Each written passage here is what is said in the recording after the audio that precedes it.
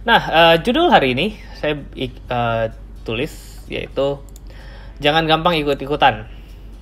Beli kucing dalam karung gak bakalan untung.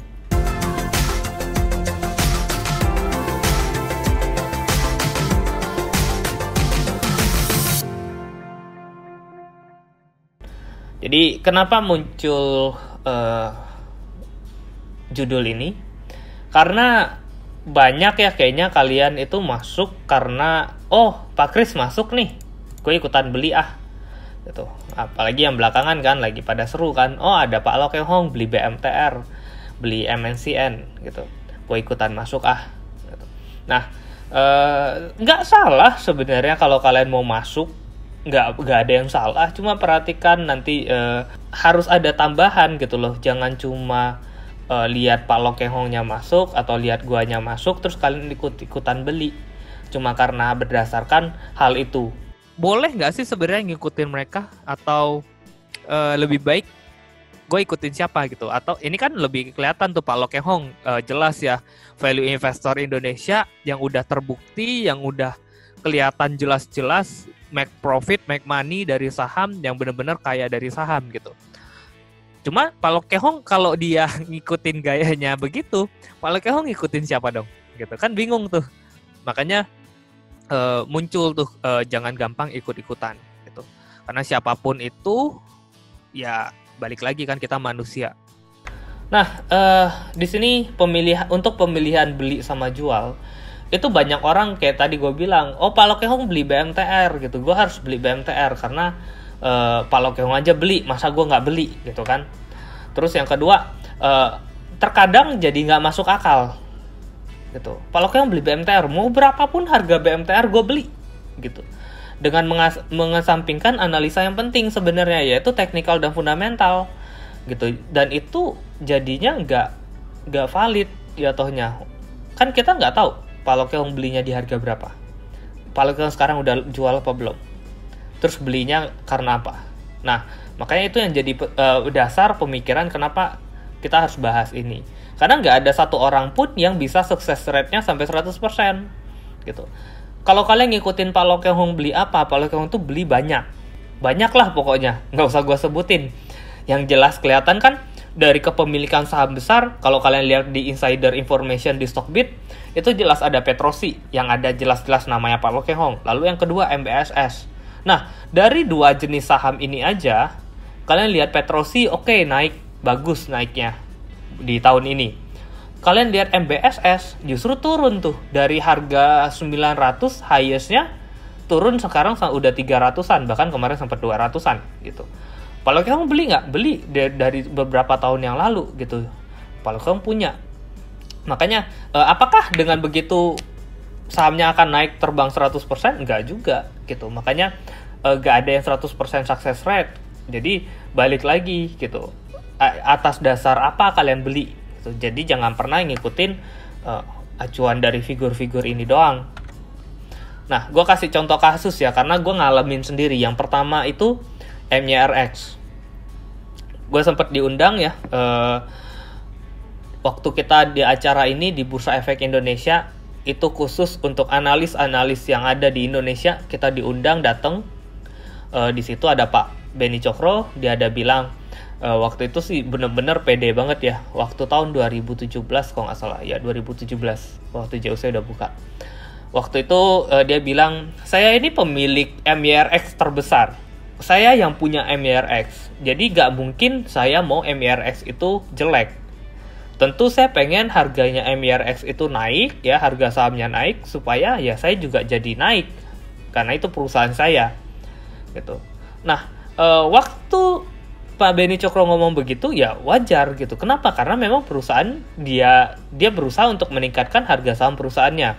Tapi balik lagi, banyak bahkan gue sendiri juga sempat kayaknya bagus ya, sempat kepikiran begitu gitu. Kenapa? Karena ada public figure yang dimana kita pikir, wah Pak Beni Cokro kan jauh lebih jago ya daripada gue. Bahkan ya kita tahu lah udah berapa banyak saham-saham yang naik gitu gara-gara Pak Beni Cokro gitu kan. Jadinya banyak orang jadinya bias terhadap pemahaman atau menganalisa sahamnya dia. Dan ternyata kita lihat sendiri harga MYRX sekarang berapa, dari Rp50 gitu. Nah, padahal sebenarnya kita kelihatan kok dari harga 150 rupiahnya MYRX itu, kita udah kelihatan sebenarnya pemegang saham terbesarnya Pak Beni Cokro itu udah kecil banget, udah di bawah 10% waktu itu. Tapi karena banyak orang yang nggak apa-apa, Pak Beni Cokro aja bilang dia bagus gitu perusahaannya. Nih kalau kita baca ya, dia bilang waktu itu kenapa dia menyarankan MYRX, karena dia bilang gini, kalian kalau milih saham, pilih jangan ngelihat dari harga sahamnya tok. Kalian harus lihat asetnya dia berapa banyak gitu. Nah, terus dia bilang MYRX itu punya tanah di Maja. Nah, tanahnya itu dijual dengan rata-rata 3 juta per meternya. Dengan cadangan tanah yang 3.700 hektar ya. Kalau kita kalikan per meternya 3 juta, berarti net asset value-nya perusahaannya MYRX itu sebesar 100 triliun gitu. Dan sekarang market capitalnya MYRX cuma sekitar berapa triliun aja gitu, jauh di bawah, dia bilang begitu. Kalian kebayang katanya kalau nanti kejual semua gitu kan, net asset value-nya naik gitu, ya harga MYRX juga naik kemarin gitu. Ya benar, nggak ada salah gitu.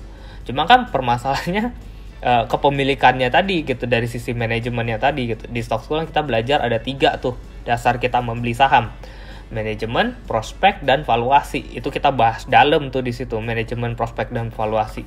Tuh, jadi nggak cuma harga saham itu murah atau mahal, ada manajemen, ada prospek, gimana prospek ke depannya. Nah, makanya di sini kalau kita lihat ya harga saham MYRX, kalau kalian lihat di sini, ini tanggal berapa nih beritanya, tanggal 2018 Maret ya. Sekitaran awal 2018 waktu itu memang. Nah, ketika berita ini keluar tanggal 8 Maret, kita lihat harga sahamnya 2018. Nah, di sini benar-benar di titik tertinggi itu, pok naik tinggi ya. Habis itu dipom-pom, kalian harus beli bla bla bla.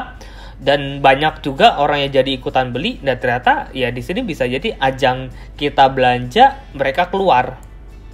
Akhirnya turun terus. Dan kalau masih percaya, ya bakal hold. Dan ternyata sampai ke 50. Gitu. Nah, ini ada ya beberapa nasabah bener-bener sampai di 50 ini nih, di harga 51 bahkan kita paksa untuk keluar. Gitu. Kenapa? Karena ya udah nggak masuk akal gitu. Ini waktu di sini bener-bener saya lagi di bandara, saya ingat banget waktu itu. Saya lagi di bandara, saya ngurusin nasabah ini nih, dia masuk cukup banyak tuh, ratusan juta ada di MYRX stock gitu. Jadi ya sampai di sini pusing juga kan kita kasih tahu, karena gue udah kasih tahu di 110, hati-hati loh, ini udah nggak masuk akal loh, itu turunnya dalam, nggak mungkin untuk perusahaan sekelas begini kalau memang dia bagus dia turun terus, nggak mungkin. Kamu ngomongnya apa? Ini kan punyanya Pak Beni Cokro, masa iya dia mau hancurin? Kamu lihat kepemilikan sahamnya berapa, sisa 5% loh, yakin mau hold? Yakin ya, mau nggak mau kan, gue kan cuma bisa sebagai konsultannya kalian, gue kan nggak bisa paksa kalian.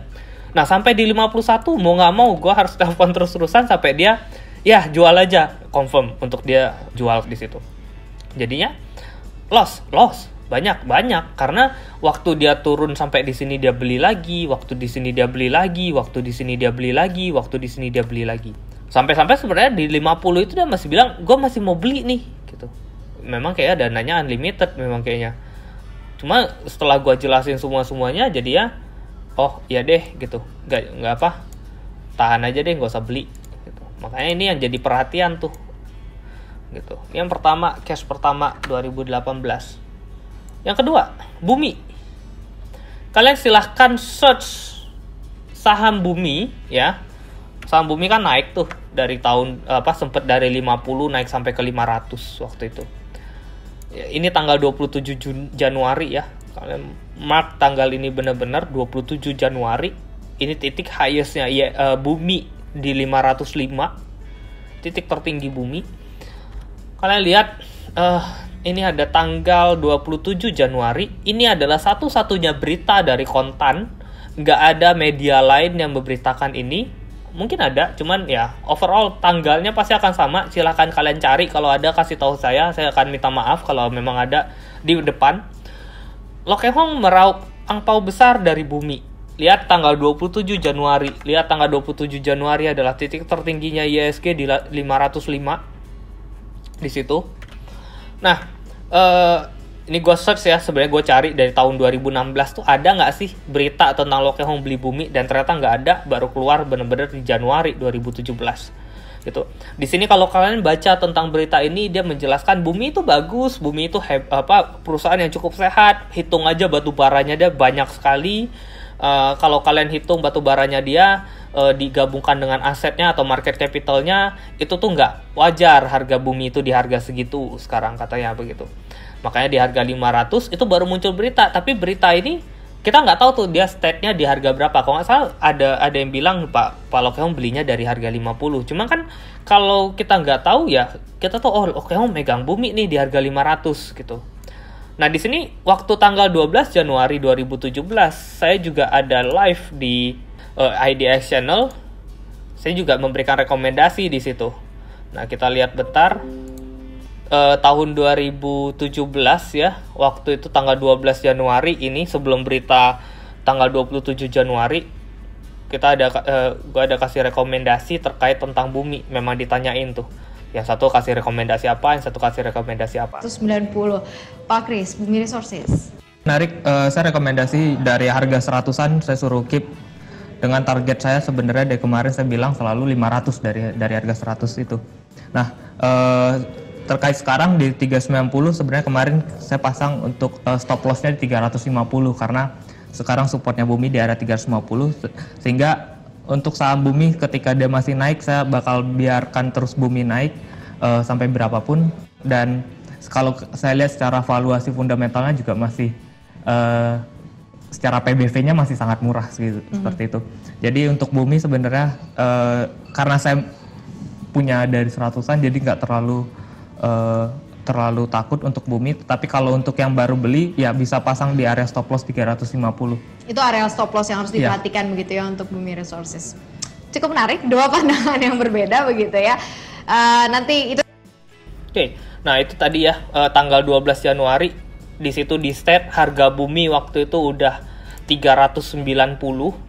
Saya bilang ya kalau kalian mau beli kalian bisa masuk aja mumpung Bumi lagi naik dengan batas cut loss 350. Ada targetnya juga waktu itu high-nya 500 waktu saya bilang Bumi high-nya paling tinggi 500 gitu. Makanya ya secara teknikal masih bagus ya kita hold aja kita. Itu juga waktu tahun 2017 gue rekomendasi Bumi dari harga 150 memang waktu itu. Itu gue bilang dari 150 beli Bumi target ke 500 kan. Memang nggak tahu ya screenshotnya masih ada apa enggak gitu chatnya karena udah cukup lama. Itu jadinya kelihatan tanggal 12 Januari itu ya Bumi masih di area-area sini nih ya.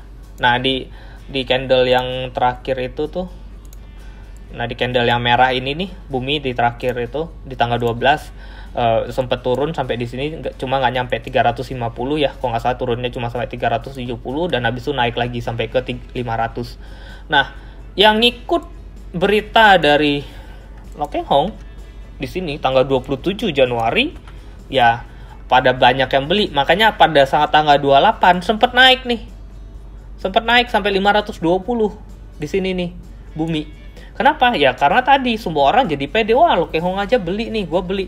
Tapi lihat pembantaian itu setelah itu dimulai. Langsung sampai ke berapa ini lowest ya? 260. Oke. Nah, memang saham itu pasti begitu. Ketika turun nggak mungkin langsung satu garis sampai 50, sengaja diangkat naik lagi. Nah, di sini semua orang optimis lagi. Wah ya nih, ini berarti masih bisa naik lagi nih gitu kan. Lokehong masih di dalam. Kita nggak tahu Lokehong udah jualan apa nggak ada tulisan insidernya. Lokehong nggak megang juga nggak lebih dari 5%, jadi nggak harus dilaporkan ke pemilikan sahamnya. Kita nggak tahu dia lepas apa belum gitu. Jadi ya sampai sekarang ini adalah titik kedua tertinggi ya, 460 di sini. Setelah itu nggak pernah nyentuh lagi, bahkan sampai ke hari ini di 50. Nah, kalian bisa lihat di sini grafik harganya ya. Kemarin anjlok, naik, turun lagi lebih dalam, cuma sisa 100, dinaikin lagi. Orang tetap aja masih ada yang optimis. Kita sih udah bilang udahlah ngapain ngurusin Bumi terus gitu. Akhirnya yang ngedrop sampai di 50. Ini jadi ya ini yang case kedua. Jadi, apakah Lokehong setiap kali beli harus naik? Enggak harus naik. CFIN deh. CFIN itu cukup terkenal tuh.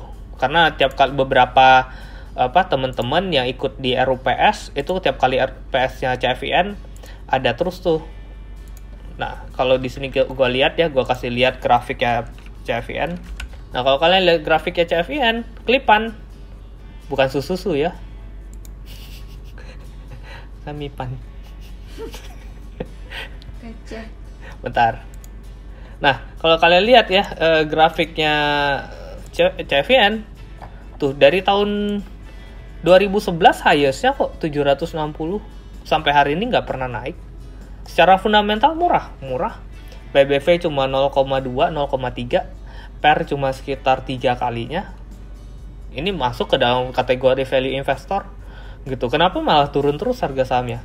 Ya karena kan ya namanya value investor, kalau kita berbicara pada area stock school ya, value investor kan nggak harus naik. Bener-bener ngarepin capital gain-nya doang. Naiknya kapan? Ya Pak Lokeon siap buat nunggu 10 tahun bahkan 20 tahun. Jadi kalian siap nggak nunggu 10 tahun sampai 20 tahun gitu. Nah terus masuk kepada BMTR. Apakah layak buat dibeli? Gitu. Nah secara balik lagi, kalian beli boleh gitu loh, nggak masalah. Tapi balik lagi, jangan beli itu karena Pak Lokeon beli gitu. Jangan pernah bikin begitu. Nih contoh kasus selanjutnya, BEX ini sempat rame ya, sempat heboh karena kalau kalian yang baru masuk join di 2018, 2019 itu nggak bakalan dengar cerita yang begini tuh. BEX ini kalau waktu zaman-zamannya itu sampai ada yang bikin artikel gagal nikah gitu, artikel pokoknya diusir dari rumah orang tua gitu. Itu di BEX semua tuh. Gitu. Nah, di sini ya di tahun itu pada ditanya, Pak, kalau BEX gimana pandangannya gitu. Di sini gue state dengan jelas, BEX apalagi, heran saya. Saham turun begitu masih aja rame yang ngarep. Mau yang high risk high return, mending yang low risk high return gitu. Terus pada ditanya, soalnya punya BUMD, Badan Usaha Milik Daerah katanya, dan semua transaksi Provinsi Banten dipusatkan di situ. Ya memang kalau kalian baca berita ya, beritanya memang BEX itu bagus banget. Siapa yang nggak mikir masa ya bank daerah harga sahamnya cuma 50? Ya kan pasti ditanyain begitu. Masa iya bank daerah harga saham 50? Terus Bank Banten ini punyanya siapa? Punyanya Sandiaga Uno lagi katanya kan. Nah, terus kenapa bisa rame? Karena waktu itu Sandiaga Uno CS, ingat di tahun 2016 itu ada isu event besar di Jakarta ya, yaitu Pilkada gitu. Nah, ketika Pilkada Sandiaga Uno itu sempat menjual bank BEX itu. Kenapa BEX? Karena dulu itu namanya bank eksekutif. Lalu berubah jadi Bank Pundi. Lalu Bank Pundi itu berubah lagi, diakuisisi sama Bank Banten. Sebenarnya bukan diakuisisi, dijual sama Sandiaga Uno jadi Bank Banten nih. Bank Pundi milik Sandiaga Uno resmi jadi BPD.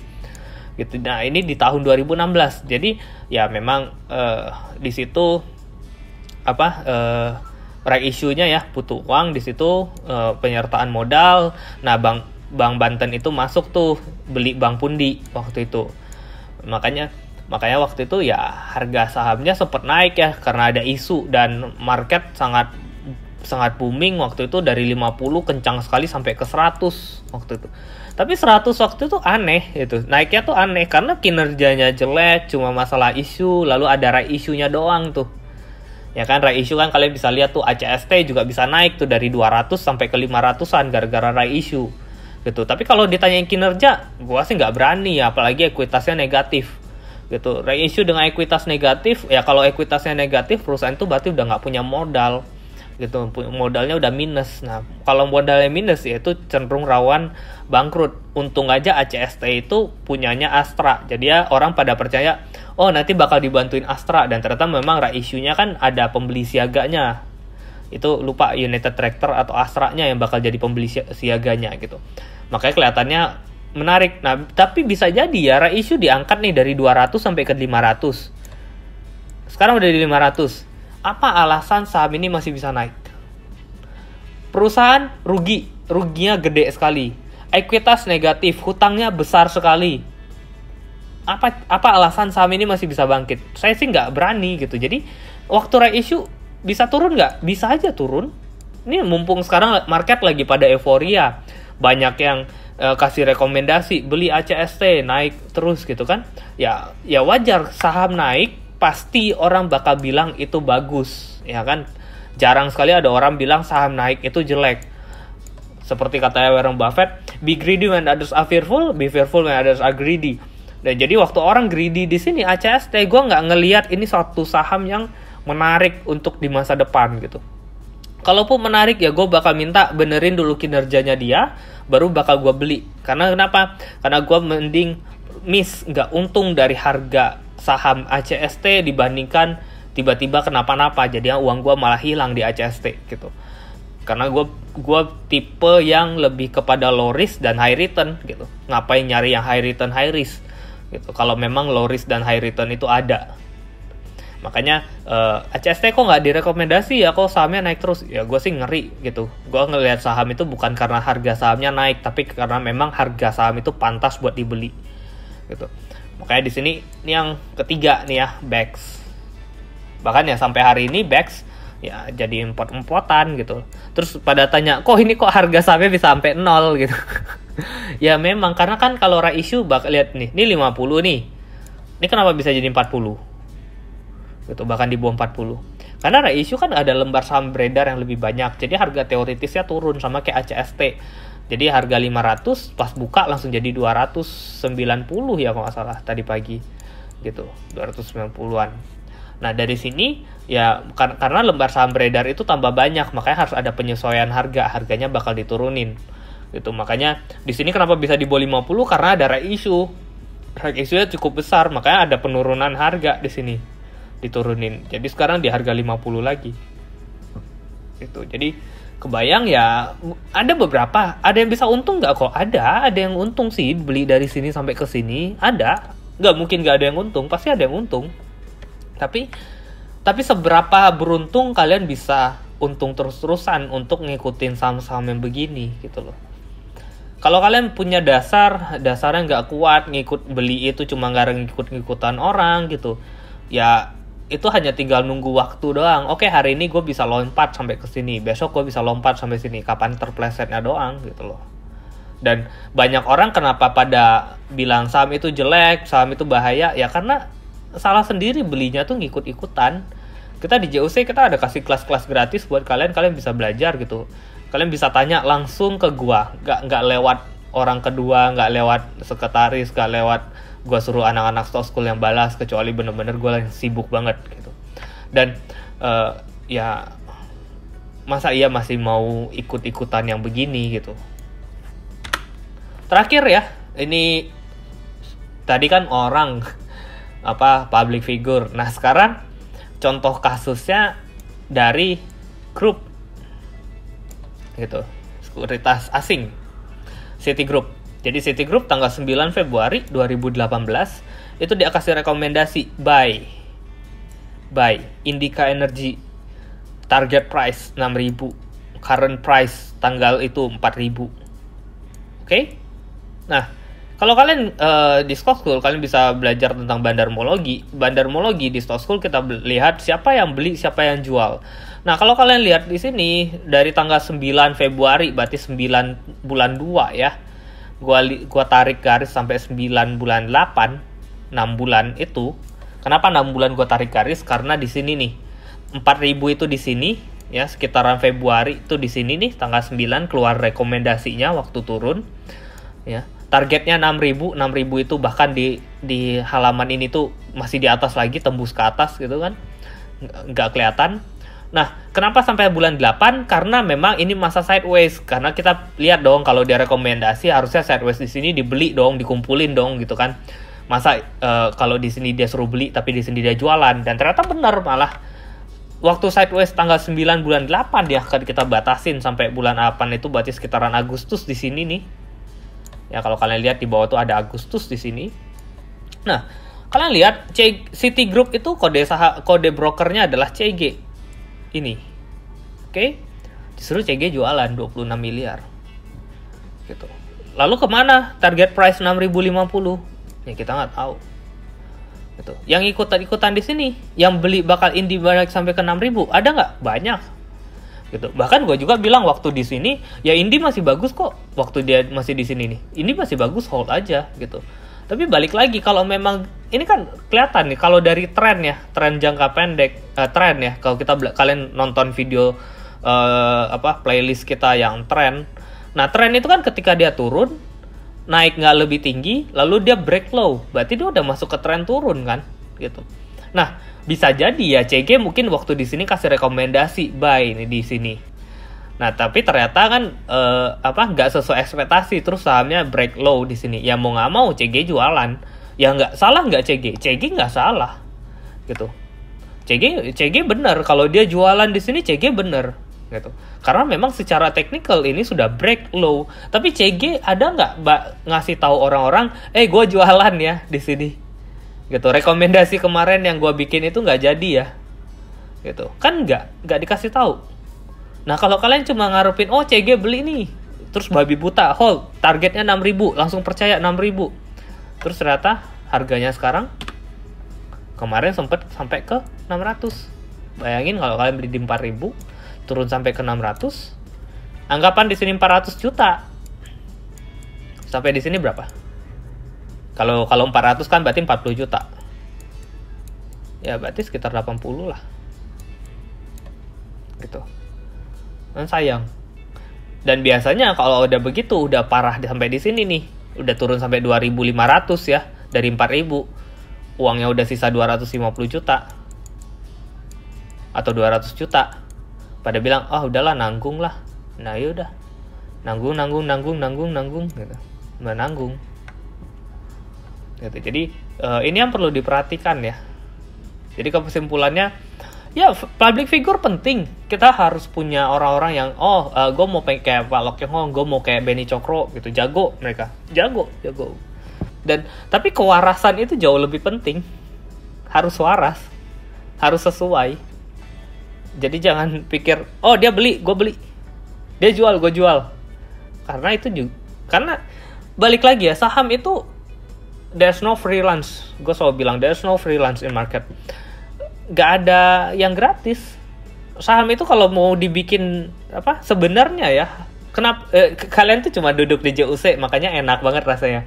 Tapi kalau di luar sana kalian sendiri, ya itu cuma siapa yang makan siapa. Gue beli di harga 200. Gue berusaha supaya kalian belanja, supaya harga saham naik, biar gue bisa jualan. Gitu. Supaya harga saham naik ke 210, gue bisa jualan. Ini kan terjadi tuh di grup-grup saham. Gitu. Grup-grup pom-pom. Ya kan? Kenapa? Ya kalian bisa cek sendiri grup-grup pom-pom yang mana yang udah terkenal. Gitu.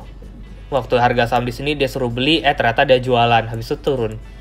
Nah, itu public figure yang gede gitu. Apalagi kalau kalian ngikutin orang-orang yang nggak jelas gitu loh, siapa nih orang gitu loh, cuma bikin grup sahamnya rame, terus kebetulan analisanya 1-2 kali kena gitu kan, dan kalian juga baru tahu dia misalnya belakangan ini doang. Kayak IHSG ini kan lagi naik nih dari 3.800 sampai 5.300. Itu anak kecil yang bodoh pun suruh pegang BCA ya naik BCA-nya gitu loh, nggak susah. Jadi nggak sekarang itu bakal kalian ketemu nanti di luaran banyak orang-orang hebat baru, banyak orang-orang yang ngaku dirinya analis jago, ya trader jago muncul gitu. Kenapa muncul? Ya karena IHSG lagi naik, semua orang juga bisa cuan gampang gitu. Tapi waktu IHSG turun, siapa yang bisa kasih rekomendasi tetap untung? Nah itu yang beda, itu yang bertahan gitu loh. Jadi jangan kaget waktu nanti naik IHSG ini kan lagi naik ya sampai 5.400, 5.500. Itu semua orang bakal bilang, gue bikin aplikasinya moncer, naik semua aplikasinya. Ya wajar IHSG naik. Lu beli saham apapun blue chip ya naik. Gitu. Lu salah beli saham pun lu tungguin juga naik. IHSG-nya lagi naik kok. Tapi waktu IHSG turun, lu bisa nggak kasih rekomendasi yang tetap naik? Itu pertanyaannya. Gitu. Jadi ada juga yang analis grup-grup saham yang waktu 500 suruh beli 2 tahun lalu atau 3 tahun lalu, turun sampai 300 2 tahun lalu suruh beli gitu kan, turun lagi sampai ke 120 di Maret ini dia suruh beli. Terus kalian baru taunya apa? Baru ngelihat di sini 120. Terus kalian bilang, "Oh, orang ini jago, dia bisa prediksi 120 ini titik terendah." Tapi kalian nggak tahu dari 500 dia suruh beli sahamnya itu, selalu suruh beli sahamnya itu. Gitu. Yang kalian lihat apa? Yang kalian lihat cuma di ujung ini, dia suruh beli di 120. Oh, naik nih 120-nya gitu. Terus semua orang bilang, "Oh, bagus nih, hebat nih orang ini." Gitu. Makanya itu yang jadi banyak salah langkah jatuhnya gitu. Karena jadinya ini sekarang lagi rame banget. Gue sekarang buka Facebook itu capek banget. Kadang kan yang nge-add Facebook gue tuh biasanya ya kalau nggak trader, analis ya kisaran-kisaran begitulah. Terus sekarang semuanya jadi kayak apa? Jadi kayak ya jadi analis semualah gitu. Jadi paling jago lah semua apa yang sahamnya mereka. Makanya kadang tuh kalian nggak bakal ketemu gue di grup saham lain ngechat baca aja enggak gitu loh. Jadi ya kenapa? Karena gue males ketemu orang-orang begitu. Karena gue di saham itu udah 8 tahun, 9 tahun ya. Kita udah lihat siklus-siklus saham itu seperti apa. Kapan mulai muncul banyak analis dadakan. Kapan grup sahamnya nanti ganti nama. Kapan grup sahamnya nanti hilang gitu. Itu udah lewat, siklusnya itu ada gitu loh. Jadi jangan kaget, nggak cuma saham yang punya siklus naik turun. Grup saham dan analis saham dadakan itu juga pasti ada naik turunnya gitu loh. Dan gue mau kasih tahu ke kalian, jangan pernah mengeremehkan analisa pribadi. Kadang analisa kalian sendiri itu jauh lebih bagus daripada kalian ngikutin orang lain. Karena tadi, gak ada 100% success rate. Setiap orang punya persentase chance keuntungannya masing-masing gitu. Kalau kalian percaya dengan apa yang kalian analisa, kalau kalian percaya perusahaannya bagus, ya udah, hold. Di stock school gue selalu bilang, sebelum Warren Buffett bilang be greedy when others are fearful, be fearful when others are greedy, Warren Buffett bilang close the door and I will tell you how to become rich. Gitu. Di stock school gue selalu bilang itu selalu notes yang selalu ada. Close the door and I tell you how to become rich. Kenapa close the door? Karena kalau kalian udah bisa analisa, kalian ngerti analisa, ya udah kalian dengerin analisa kalian sendiri aja. Gak usah mikirin yang lain. Karena semua orang bisa pernah salah, bisa punya pemikiran yang salah. Karena bisa jadi gue lulusan tambang, gue ngelihat bank itu nggak sebagus orang yang kerja di bank, gitu. Tapi orang yang kerja di bank mungkin nggak sebagus analisa gue di tambang, gitu. Jadi makanya setiap orang punya asumsi dan pemikiran mereka masing-masing dan jangan pernah diremehin. Kalian sendiri juga, gue yakin kalian tuh ngerti sebenarnya. Cuma kadang kurang pede aja. Gitu. Makanya gue encourage kalian, ya kalian harus belajar. Gue kasih kelas gratis, kalian mau nanya apapun di grup, kalian bisa tanya gitu loh. Cuma kalau memang di luar misalnya kayak kok kenapa saham ini begini, mau penjelasan lebih detail, yaitu pasti gue jelasin di luar jam trading gitu. Karena kan nggak mungkin trading lagi hektik-hektiknya kalian tanya yang begitu, yang sebenarnya bisa dibahas di luar jam trading. Tapi kalau kalian mau bahas di luar jam trading, gue sih terbuka sih, nggak masalah. Cuma karena kalian nggak ada yang nanya doang, jadinya ya gue cuman menjelaskan apa yang gue pikir perlu. Karena gue juga nggak tahu kalian tuh butuhnya apa gitu loh. Karena kan terlalu banyak, dari yang bener-bener baru sampai yang mungkin udah expert banget di situ. Mungkin yang bareng sama gue dari dulu juga ada di grup itu gitu. Bahkan di grup juga kalian ada lihat kan, itu di dalam ada Kevas, ada Bu Linda Lee Vibo Princess, lalu ada investor muda, ada si Robert juga di dalam. Jadi ya banyak kok orang-orang yang jago sebenarnya di dalam, cuma kan gak muncul aja sebenarnya gitu. Dan gak ada satu orang pun yang mempunyai success rate 100%, gak ada. Bahkan gue sendiri ya gue bisa salah gitu loh. Cuma kan balik lagi, karena gue salah dan kalian bisa nanya ke gue, kalian enak, kok ini gimana? Oke, kita cut loss dulu gitu. Jadi bukan berarti kita beli HKMU, terus HKMU turun, ya gue juga bisa salah gitu loh. Kalian kalau mau ngikut ya ngikut, tapi kalau kalian jauh mau analisa sendiri, gue jauh lebih menghargai itu sebenarnya. Kenapa ya, beban gue kan berkurang juga gitu, nggak kasih rekomendasi dan ternyata rekomendasinya salah. Untung aja memang rekomendasi gue selalu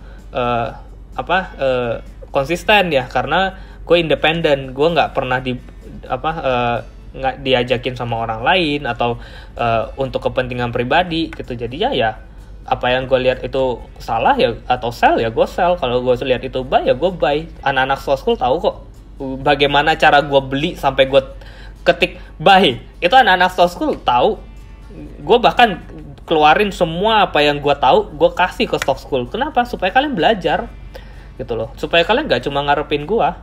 Dan untungnya kan enaknya sekarang ketika gue ada terlalu sibuk, ya gue yakin teman-teman stock school bisa nutupin gue, karena ya gue rasa ilmunya udah nggak terlalu jauh, paling ya tinggal ditambah pengalaman dan sama trading yang lebih lama aja mungkin gitu. Jam terbang. Sama jam terbang. Karena sehebat apapun orang tersebut pasti mempunyai struggle tersendiri.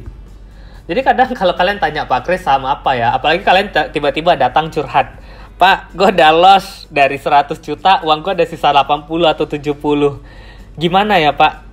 Kalian pikir gue gampang ngasih kalian pilihan saham ketika kalian bertanya hal itu? Gue juga pasti takut gitu loh. Gimana kalau saham yang gue kasih ternyata nggak jalan? Kan gue bukan dewa, kan gue bukan bandarnya. Gue kan bisa salah gitu loh. Jadi ya wajar dong, tolong dimaklumin kalau tiba-tiba analisa gue salah. Dan tapi gue selalu bertanggung jawab. Kalian bisa tanya, Pak, kenapa lu saranin gue ini? Gue bisa jelasin detail gitu loh. Kenapa gue pasti pilih saham itu? Dan itu semua berdasarkan teori yang ada gitu. Bukan karena gue punya saham itu, gue suruh lu hold. Bukan ketika gue punya saham itu, gue suruh lu buy.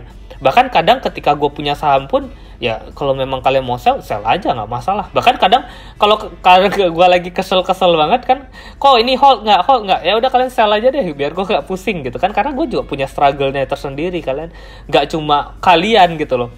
Bayangkan kalian sendiri ya, terus 100 orang satu hari bisa tanya ke gue, kok ini hold nggak, Turun nih. kok saham ini turun, gimana ya, kok masih bagus nggak saham ini? Kan gue jadi kepikiran, walaupun gue pikir itu bagus, kalau 100 orang nanya gue kok ini gimana ya, gue juga pasti takut kan, pasti mikir ini bener nggak ya yang gue pilih, jangan-jangan gue salah pilih gitu loh. Ya itu punya struggle-nya tersendiri gitu. Jadi jangan pikir jadi orang kayak gue tuh gampang gitu. Jadi gue kadang mikir, kadang gue trading sendiri jauh lebih enak ya, karena nggak ada gangguan. Pemikiran gue sendiri fresh banget. Gue nggak bakalan masuk ke grup saham lain kalau gue pun keluar dari JUC dan nggak bikin grup lagi. Gue pasti akan sendiri dan ya gue analisa sendiri, gue happy kok gitu. Dan orang nggak bakal tahu gue beli apa gitu. Kecuali ya mungkin gue pengen jadi bandar ya, beli ini Chris Aprilioni beli saham A gitu kan, nah itu beda lagi gitu. Tapi sih sampai saat ini belum kepikiran gitu. Makanya belajar analisa jauh lebih baik daripada mengharapkan analisa gitu. Beberapa anak stock school tahu gue pernah loss berapa banyak, itu karena apa? Ya karena gue ngarepin analisa. Karena waktu itu gue nggak pede, gue pikir analisa gue jelek ya kan.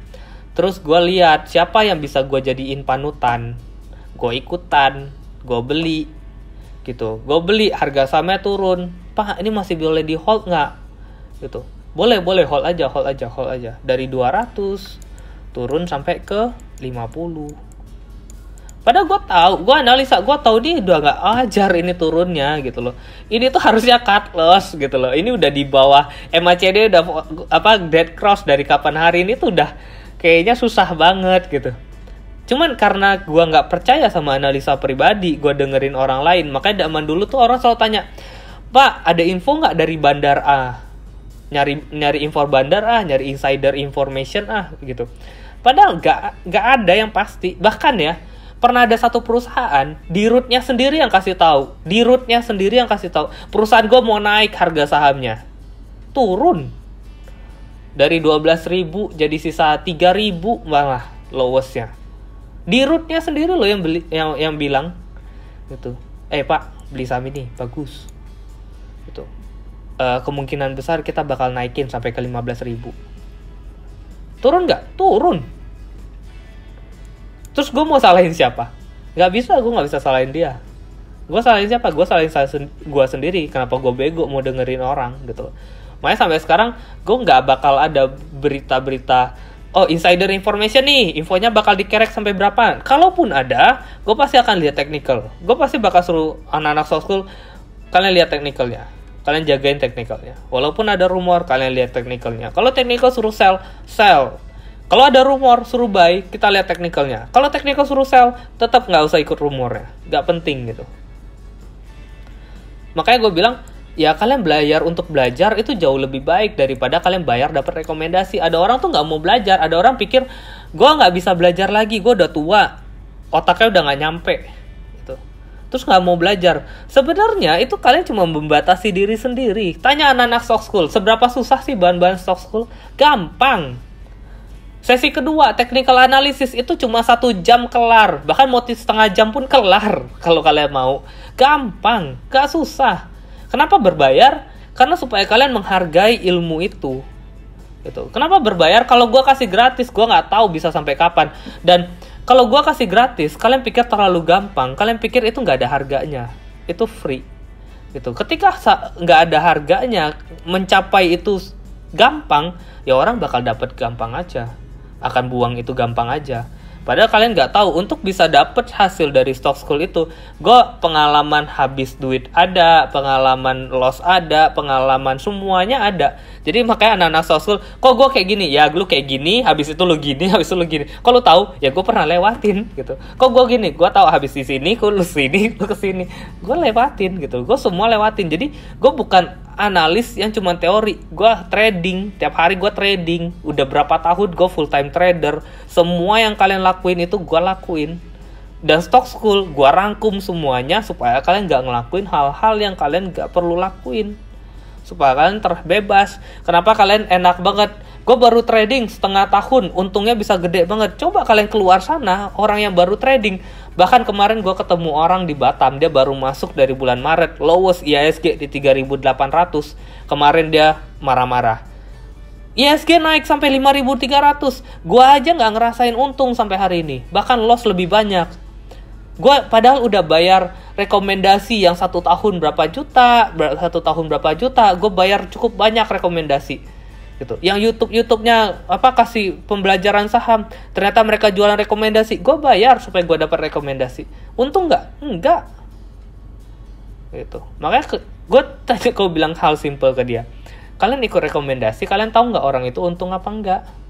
Track recordnya gimana? Pernah untung berapa banyak? Jangan waktu IHSG naik keluar, waktu IHSG turun hilang gitu loh. Karena itu yang paling penting sebenarnya.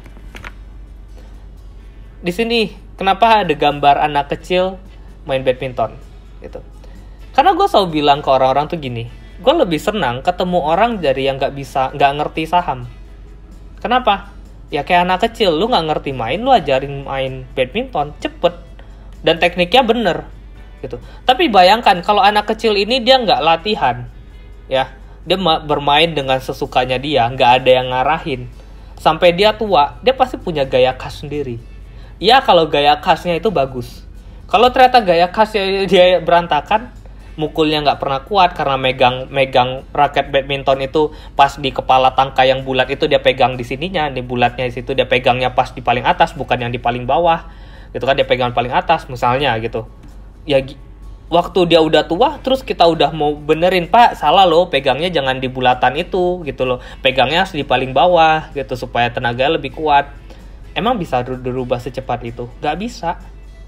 Makanya gue bilang, mumpung kalian yang masih baru, jangan hati-hati belajar saham, karena nggak semua yang orang ajarin itu bener gitu. Nggak semua yang kalian bisa lihat itu betul gitu. Makanya harus difilter. Memang kelihatannya oh dia jago nih, ya banyak penipu justru jago ngomong.